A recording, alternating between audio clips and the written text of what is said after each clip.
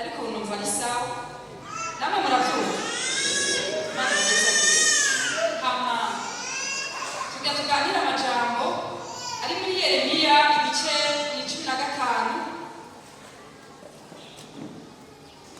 Yeremiya igice cya 15 niyo majambo tuganire amajambo avuga guhindukirira uhoraho niryo jambo tuganire guhindukirira uhoraho amen burya rero bariko barasengera rya mwana yashikije isabukuru bariko bamusengera ku isabukuru y'uno munsi naciye numva agatima nanje kambwira yuko ndebasha najewe nakiriye agakiza uko11 niho nakira Yesu nk'umwami n'umukiza none basha cyose ariye gusengerwa byari bikwiye ikivuga ati yo nanje ako kantu karakwiye ndashima Imana nanje kwikinzigamiye mu buntu bwayo ko ngiri mu buntu bwayo ntivuga ijambo ry'Imana Yesu nashimye ariko hari abo twatanguriye niyo babivuye babihevye ariko nanje ndashima Imana ko naho vyamwe ndacadodera ndayikengurukiye nihabucubahiro yarakoze n'amajambo ari muri Yeremiya 15 ku murongo wa 19 gushika ku 21 Yeremiya 15 duhere ku 19 gushika ku 21 turasoma mu izina rya Yesu bari mu nzu y'Imana turasoma mu izina rya Yesu amen nani baheze kako kararyoshe bene nimba hari ikintu kibabaza Imana no kuvuga ngo amen amen kibabaza Satani kikanezera Imana no kuvuga ngo amen haleluya erega birakiye ko abana b'Imana nta handi tunezerererwa kandi nta handi bwahanira barahira nta muceri watuzanye nta nyama zatuzanye nta revera Vincent Nibone yatuzanye aha nta Pascal tukoya nta n'umwe ariko twaje kubw'ijambo ry'Imana amen rero iyo twacitse Satani tukaza kuvuga haleluya ubundi akame uvuga ati nibiba ariko Imana nihabwa icubahiro amen haleluya ibyo Satani arabirabatisha nanjye ntizosubira nayo ku munsi munara n'abateka ndafise Imana izocira inzira ndengana amen naho rero tubohoke mu izina rya Yesu turasoma mu izina rya Yesu 19 haravuga ngo none rero uku ni kuhoraho avuze niwahindukira nzokugarukana ubone guhagarara imbere yanje kandi niwarobanura ivy'ingirakimazi ukabikura mu vy'ingirakimazi uzonka akanwa kandi tuva turi kumwe abandi bazoguhindukirira ariko wewe ntuzugira iki abandi bariko barabiraba ntuzugira iki ngo kandi muri ubu bwoko nzoguhindura uruzitiro rukomeye rw'imiringa bazokurwanya ariko ntibazogira iki kuko nzoba ndi hehe ngo ndakugirene ndagukorera iki amen ngo ndagukize ngo ndakurokore nindabivuze amen nuhora havuze ayo majambo reka ndagasubiramo ndakavuze Bibiliya ngo kandi muri ubu bwoko nzoguhindura uruzitiro rukomeye rw'imiringa bazokurwanya ariko ntibazokunesha kuko nzoba ndi kumwe nawe ngo ndagukize ndakurokore nicyo uhoraho ndabivuze nzokurokora ndagukure mu maboko y'abanyakibi kandi nzogucungura ndagukure mu maboko y'abaki y'abantu bagatera bwoba iyo ni ijambo ry'Imana Imana ibahezagire cyane aya majambo tugira tuganire aya majambo turavuganye navyo ko tuvugana ku jambo rivuga guhindukirira uhoraho. Yesu nashimwe. Bene nije kubabwira mu bihumbi bibiri mu kw'icumi na rimwe izi tariki niho navuga ngo Yesu ndakwakiriye nk'umwami n'umukiza mu bugingo bwanje. Burya nari mpindukiriye uhoraho. Turavyemera? Nari mpindukiriye kuko ntarahindukira. Bene niba hari umuntu yanywa ijewe akayeri naragira gutya kandi n'umugabo atakampaye ndamufata tima akanyihanganira akihangana akinumira mugabo avuga ati naje ndateye isoni ufata umugabo ngaha mama akayeri. Ariko Imana iyo saha y'ibiri na zitatu muri 2020 muri 2000 niho Imana avuga ati ibyo sha bireke aho wakanywereye gezaho. Amen. Ndahindukira mpindukirira uhoraho.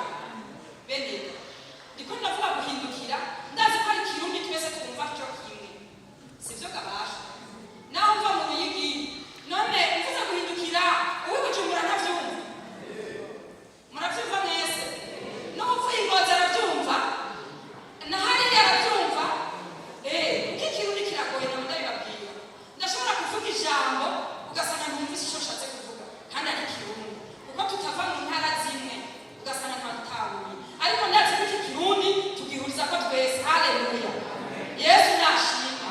Rero ariko ndavuga guhindukirira uhoraho ni ikirundi twese twumva. Guhindukira ni igihe uva ahantu wari kurara utumbereye ugahindukirira ahandi ukava muri direkisiyo warimwo ukaja mu yindi.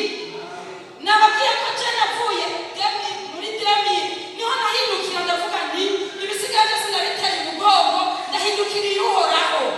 Haleluya. Ndavuga ati ndakwakiriye nk'umwami n'umukiza. Ndakwakiriye nk'umwami n'umukiza mu bugingo bwanje. Nari mpindukiye kandi n'igihe napfa iwacu kwa data na mama nkagenda mu rugo nari mpindukiriye uwundi mugabo nari mvuye mu bavyeyi. Niko nasigura guhindukira kugira ngo twese twumve. Haleluya. Yesu nashimwe. Imana ashimwe cyubahiro. Wa mushitsi wacu yashize nkamubona. Imana ibezagire mutwakirire umuntu kikaze mu nzu y'Imana. Yesu nashimwe. Rero n'abana b'Imana natwe nuko twavuze nako tanyama nta muceri nta ndagara ntaki niyo wavyumva uvyumva aho hanze abantu zandagara ariko singaha. Haleluya. Ngaha tuvuga ijambo ry'Imana niryo twaje gusuma niryo twaje kumviza ngaha tuje kwigishanya cyane twibutsanye. Haleluya. Tuributsanya kugira ngo tubandanye inzira twatahuye. Abakiriye Yesu nk'umwami n'umukiza turafise inzira turiko turajana. Turavyemeranya. Umuririmbyi rero ngo komana munezerewe muragane.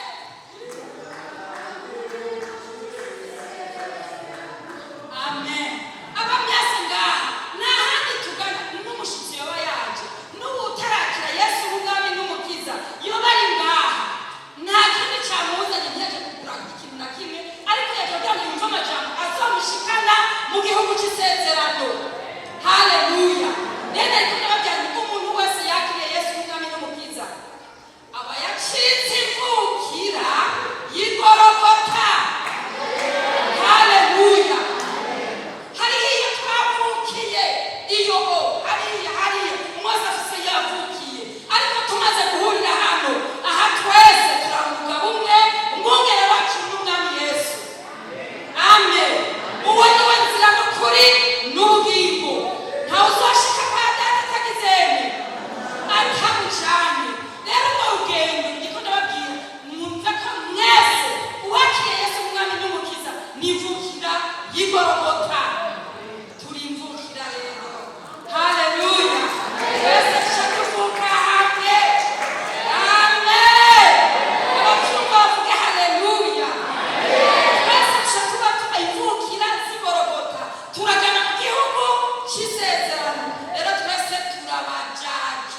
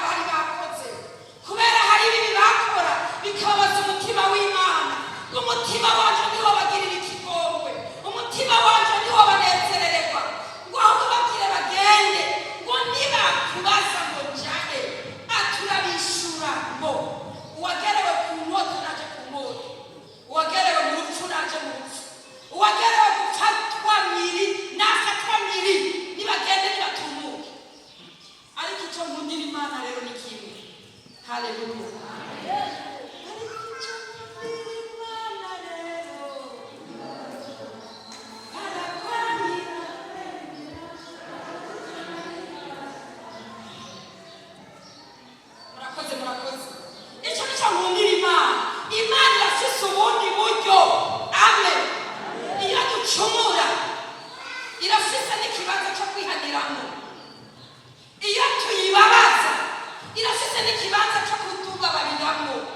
Haleluya, Yesu nashimwe. Abanyumva haleluya. Tuvuga kumva Imana ibahezagire cyane. Yavuze ati Imana ibahezagire. Niko ndababwiza ukuri ngo bari barayibabaza gushika neza ngo sinobahangaza ko naho Mose na Samweli naho ngo sinobahangaza, ariko baragera ngaha kuri 19. Yeremiya aragaruka ati umve hangagera, umve bwoko bw'Imana uko ni kuora hagize. Amen.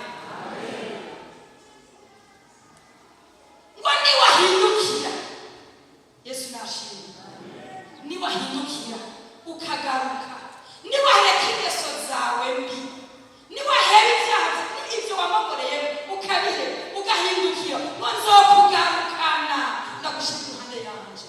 Mana yacu ntihabwe icubahiro. Yesu nashimwe. Iki cyari gihe bari bavuze ati noneho karabaye biraheze, ariko iyo biheze Imana ibigifise akandi karyo ko kudutabara, ibifise akandi karyo ko kutubabarira. Yesu nashimwe. Erega bene reka ndababwira mu rugendo turiko turagenda ruragoye gucamo. Nimba Abisirayeli byarabagoye natwe nuko biratugora, ariko ibyarabayeho byatubereye akarorero kugira ngo bitwigishe ab'iki gihe. Amen. Aho bananiwe ntitunanirwe, aho byabagore twe ntibitugoye tuvuge ati natwe reka tugenze uko, n'ivyanka tuzosenga kuko gusenga ni kumatana n'Imana igatabara. Haleluya. Neza ati haleluya. Ab'inyuma Yesu nashimwe. Naho rero iri jambo niba ryabwiwe Abisirayeli ngo niwahindukira ngo nzokugarukana. Erega bene iyi si tubayeho, natwe turi mu nzira, twaravuye mu bantu b'Imana, ubu turi mu bana b'Imana. Haleluya. Abamwakiriye bose bahindutse abana. Aba nibo batabyawe no kwifuza k'umugabo n'umugore, ariko ngo babyawe n'amaraso y'ijambo. Yesu nashimwe. Abo rero nababwiye ko bafise umwanzi abakura mu nzira, agerageza kubakura mu nzira kugira ngo nibahanga amaso umusaraba wiwe ariko baraja, akabacisha hiryo, ugasanga turiko turarangaguzwa bivanye na yasi na Satani n'umubiri. Iki gihe tugezemo hoho n'ibintu bitoroshe, usanga hirya no hino ibidukwega ari byinshi, ibitugora ari byinshi, bigatuma bidukura mu buntu bw'Imana. Imana itubabarire. Haleluya. Raba usanga uriko uragenda urangaguzwa gutya, ugasanga uriko uraraba gutya, ntugite imbere wa musaraba. Isi yari yamaze kumera ukundi kuntu, hamuvuga ngo niko narondera ubuzima, niko niruka muri uko kuburondera, ugasanga uriko urakora amakosa, uriko uracumura, uriko uranyuranya n'ubugombe bw'Imana. Imana itubabarire. Navuze ati Imana itubabarire. Abanyuranye Imana itubabarire. Rero iyi nzira twafashe ni inzira idasanzwe, bisaba kugororoka no gutungana, ariko mwasi ntatwemerera, ariko turafise Imana itugwanya, turafise Imana idusubiza mu murongo, turafise Imana idusubiza ku rutonde. Niyo yabwiye Abisirayeli ngo nimwahindukira mukagaruka ko nzobazana ndasubize imbere yanje, muhagarare mushikamye. Haleluya. Yesu nashimwe. Rero muri uko guhindukira hari ibyo tuba twahanze amaso, nicyo gituma dukwiye kubireka, ntituba tukiriko turabiraba, ariko duhindukire Uhoraho. Haleluya. Duhindukire Uhoraho. Ngaha ku 19 nihavuga ngo none rero uko niko Uhoraho avuze ngo niwahindukira ngo nzokugarukana ubone guhagarara imbere yanje, kandi niwarobanura ivy'imburakimazi mu vy'ingirakimazi, ugafata ivy'ingirakimazi ukabikura mu vy'imburakimazi. Yesu nashimwe. Uzoba nk'akanwa kanje. Amen. Haleluya. Ayo n'amajambo Imana itubarira iyo twahindukiye tukava mu ngeso mbi, iyo twahindukiye tukava mu byo twamugoreyemo, iyo twahindukiye tukava mu bibabaza Imana nayo iraza ikadusanza ko amasezerano. Haleluya. Ndavuze ati Yesu nashimwe. Iraza ikatugirira neza, iraza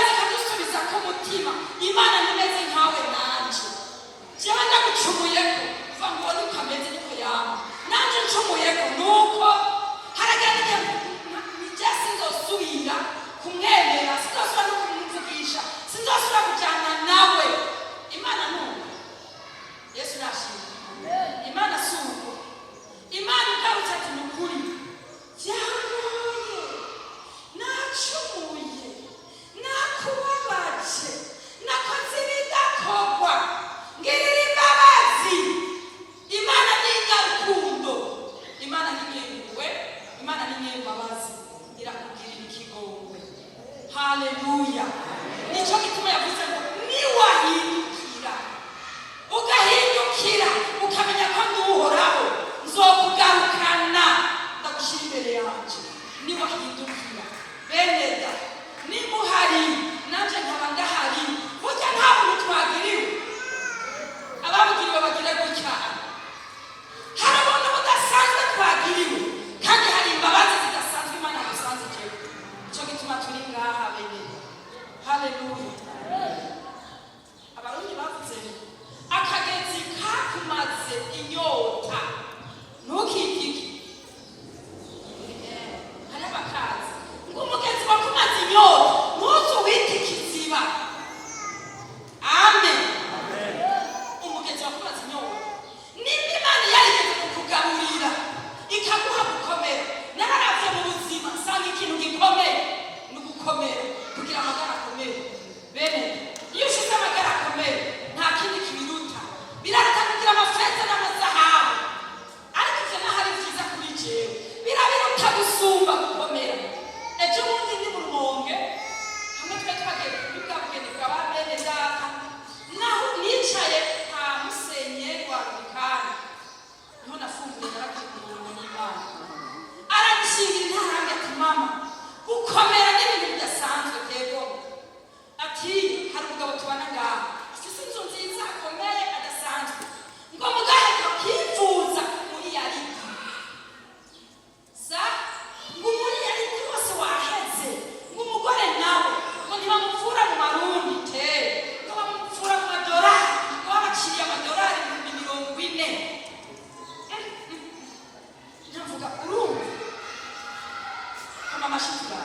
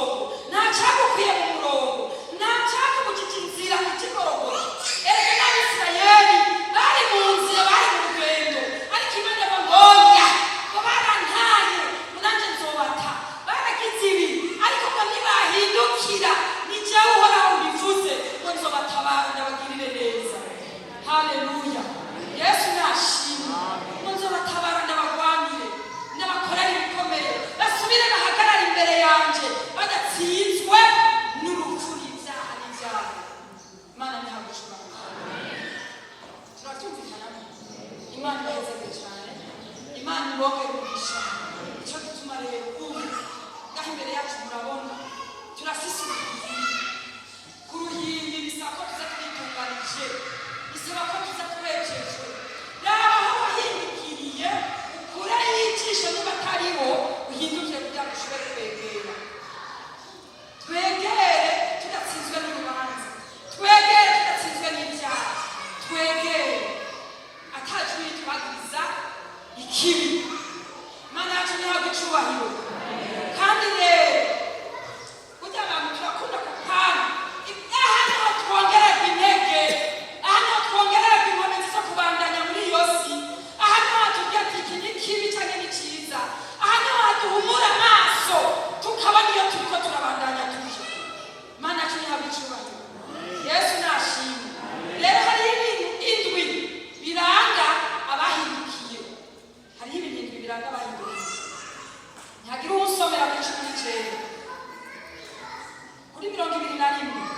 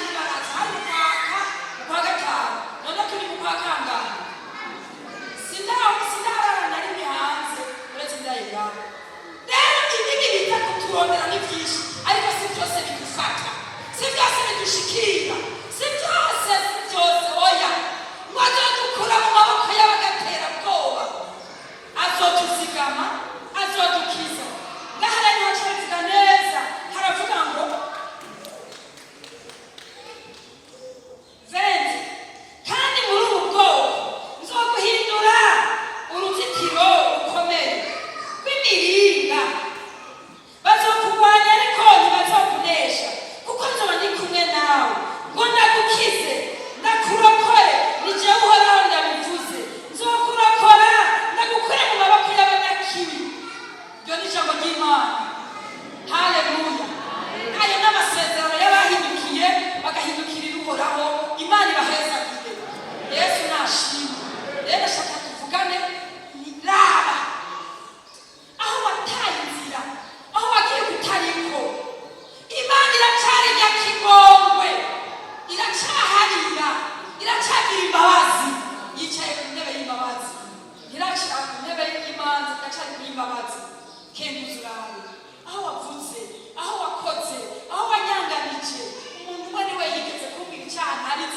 kibaho ngo byameranye n'utugapfu ngo ndagapfura ane raba aho uba waragapfuye ugakwega utwamyaka urabe hirya no hino hano dusaba Imana imbabazi iracari nyakigongwe Imana iraduharira Yesu abahezagire cyane haleluya reka dusabe akaririmbo ka 38 karavuga ngo mukiza nsesa ngumenye ibyo nkora byose werekane uko ndi kose nifata uko ntari haleluya hama dusabe Imana imbabazi dusabe ikigongwe hama duce dusabe kwikomezi Imana ibahezagire cyane kandi ati Imana ibahezagire uhaguruke ukengurutse mukiza nsesa